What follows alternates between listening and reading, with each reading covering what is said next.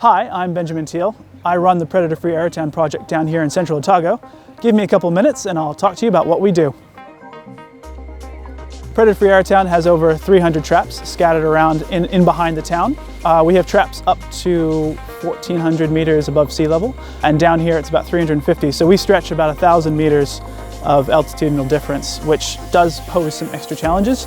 In the summer it's rather hot, can get over 30 degrees without any difficulty, and there's no water up on these tops. And then in the winter we have snowfalls which come right down into the town. So there have been lots of times where you're checking a trap and you actually have to chisel the snow off, break the ice, and then open the trap up. We find lots of ferrets and stoats quite happily living up in that snow line and hunting in those winter months. Pulling a ferret out of a trap, they will completely fill up a Dock 200 trap and be sticking out the end. These things are mean, vicious, and we really like getting rid of them. We have several groups out checking traps, one of which includes the local tap trappers, so named after the local fork and tap pub. There's a few pubs around, but that's definitely a hot spot for trapping discussions. So we had a lone kaka that we named Kevin, who came around last year. He resided here for around 4 months, enjoying the fruits of people's apple trees. Unfortunately, it was just him, and he was mobbed by a large number of tui. So he left around November last year, and we haven't seen him back since. Predator Free New Zealand gave us some community funds to get some traps out in people's back gardens, which we had a really good, enthusiastic take-up. People really want to see those possums and rats taken out.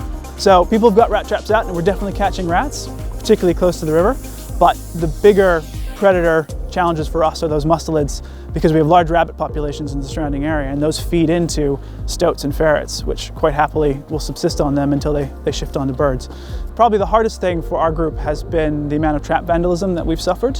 We have had quite a few traps actively vandalized. This is unfortunately someone or some people who are unhappy with the trapping program and have destroyed a number of traps, but it would be nice not to have to deal with that constant vandalism issue, because a trap that is set off or that has been thrown off a bank is not catching anything, and is therefore the native wildlife is suffering for that.